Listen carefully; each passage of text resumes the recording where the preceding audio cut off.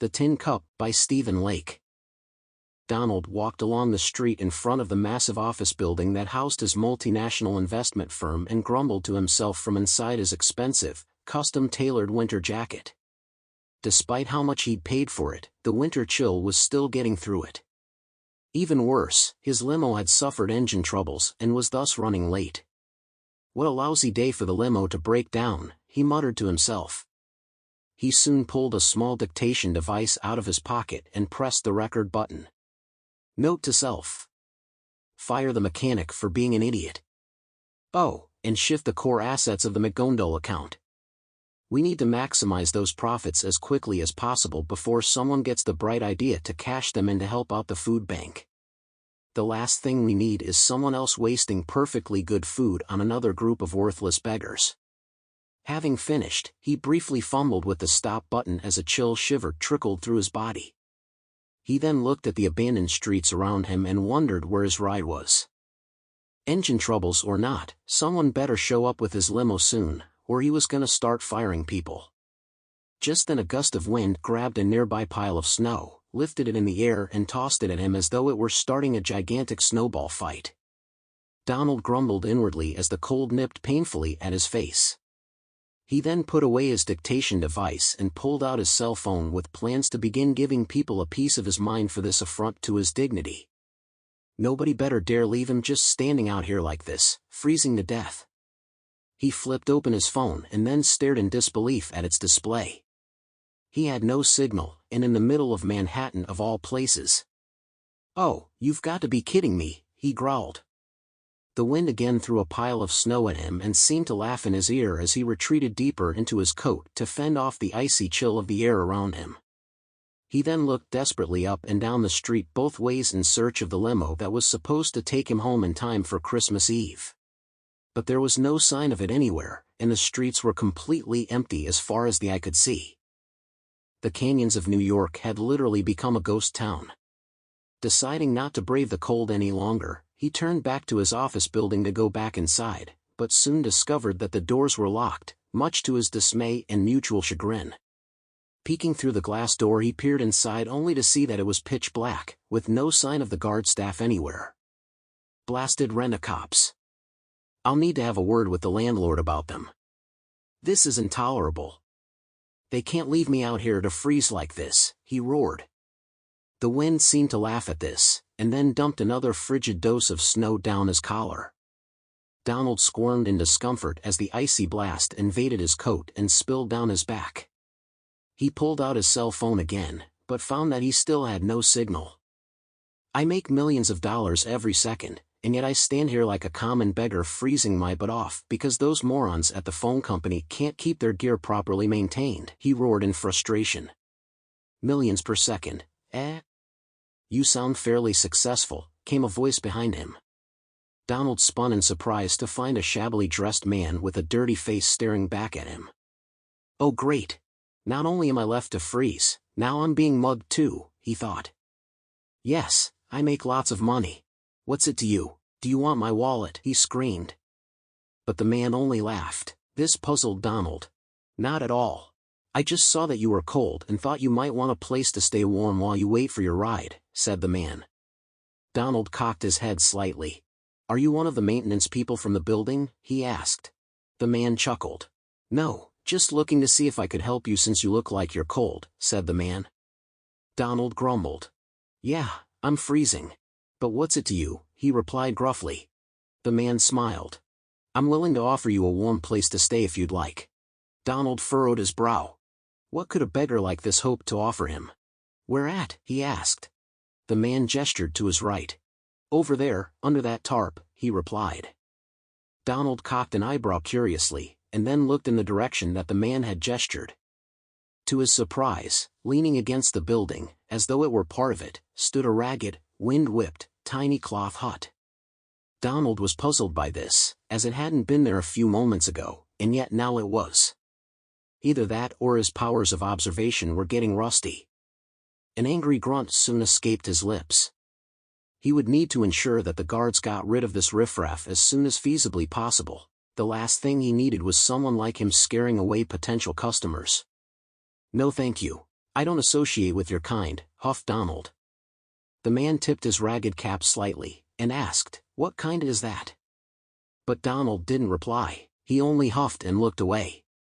A moment later the wind again blasted him with another shot of icy cold bitterness that invaded every inch of his body, causing him to shiver heavily. Yet, despite this, he still stubbornly refused to give in to the man's kind gestures.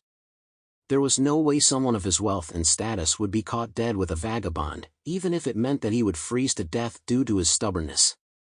Seeing this, the man grinned. "Well, if you decide you want to come and get warm inside my tent, you're welcome to. In the meantime I'll be over there fixing myself a cup of soup," said the man. He then turned and slipped inside his humble little cloth hut.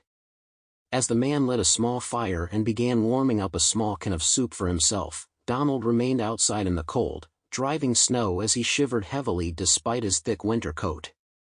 $3 grand for a coat and the blasted thing doesn't even keep me decently warm, he thought to himself in dismay. A moment later the man's offer echoed in his head. He glanced quickly over at the humble little hut and spotted steam seeping from its edges. The idea of warmth, even inside such a lowly little structure, made his body want to turn and march right over to it despite his reservations. But his pride was stronger than his coldness, fully resisting his body's pleadings for warmth, no matter how uncomfortable it was becoming. He then turned away and tried to take his mind off the cold that was quickly overwhelming his body. In all his years of life he'd never been this cold, and it bothered him. Would he catch hypothermia, or worse, freeze to death? He considered taking the man up on his offer, but again his pride prevented him from moving. Just then the wind rushed in, split open his jacket, and poured another healthy dose of snow and chill across his chest and down his back. At this point his body had finally had enough of his arrogance and, with one quick burst of willpower, overruled his pride, sending his feet marching quickly towards the warm, inviting little hut.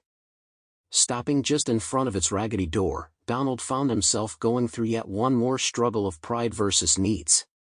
As much as he didn't want to, if the hut was warm enough, it would, at the very least, keep him from freezing to death until his limo finally arrived.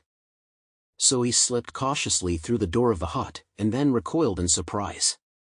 It stank inside, like 1,000 unwashed bodies piled on top of each other and doused with an extra dose of bodily funk just for good measure.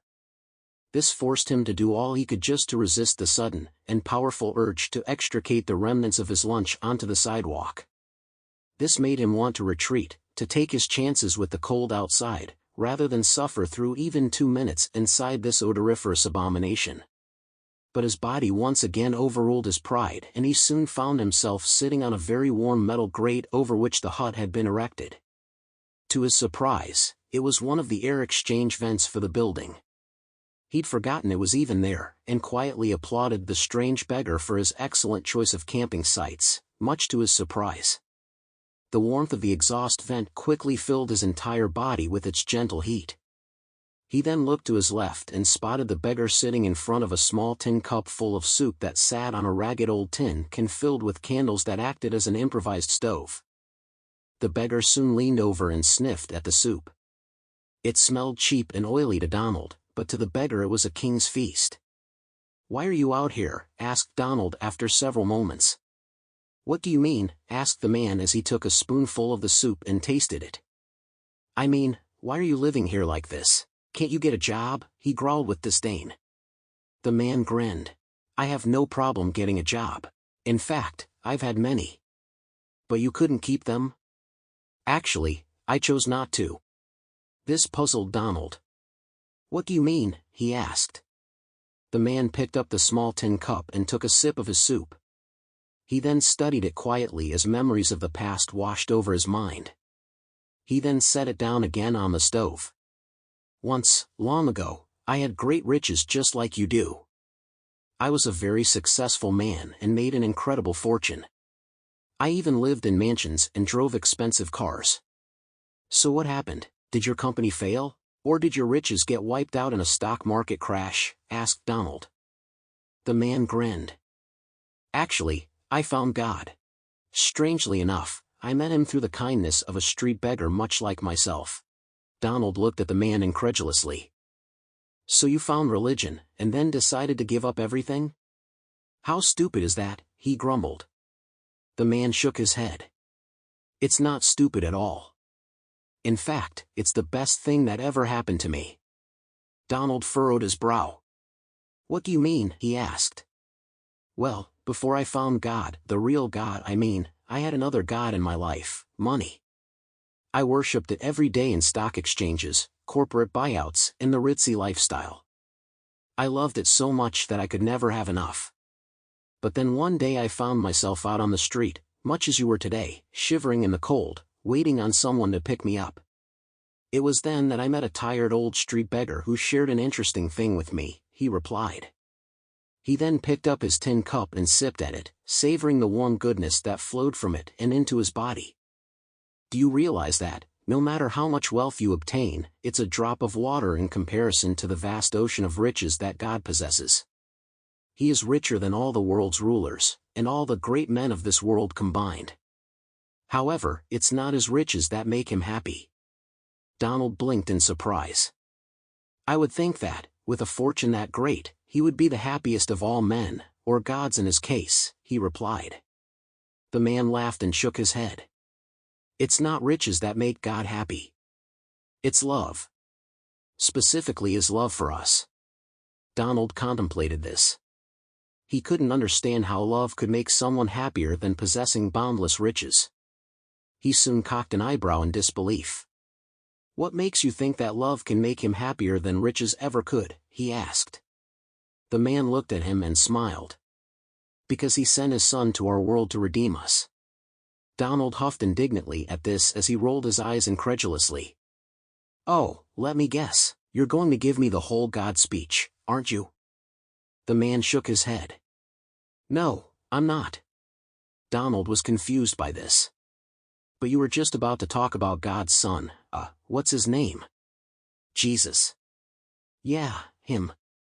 The man nodded. I was. However, it was not to give you any kind of speech. I merely wanted to share with you what he did, almost 2,000 years ago, to show you that love is worth far more to him than the greatest of riches. Donald waved dismissively and then stepped out of the hut.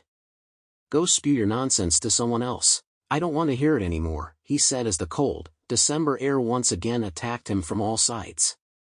He then reached into his pocket and pulled out his cell phone again. Still no signal.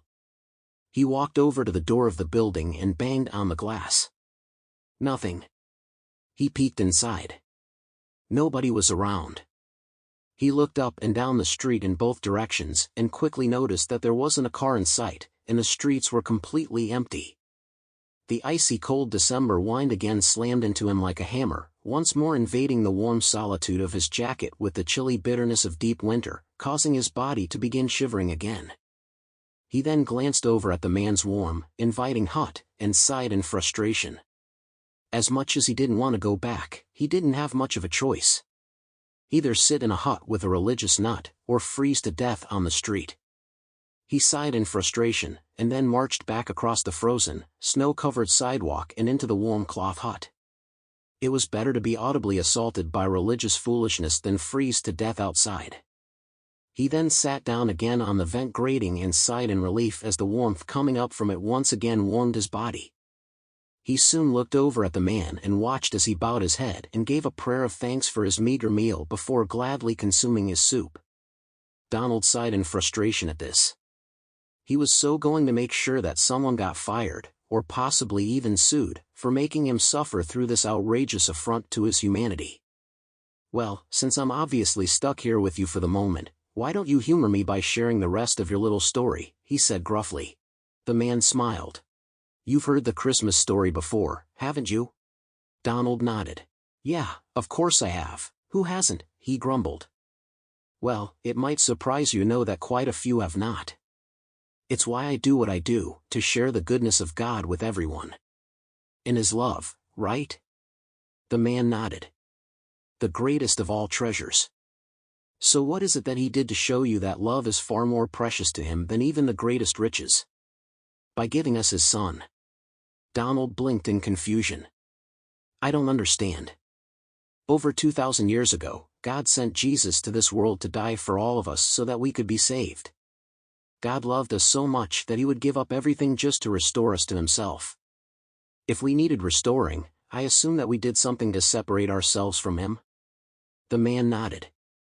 We did. It's called sin. All of us are guilty of it, from the greatest to the least. It's that sin which separates us from him, no matter who we are. Paul once said that he felt like the worst sinner in the world, and, after taking time to reflect on my life, I understand what he meant. The man then looked down at his tin cup and sighed heavily.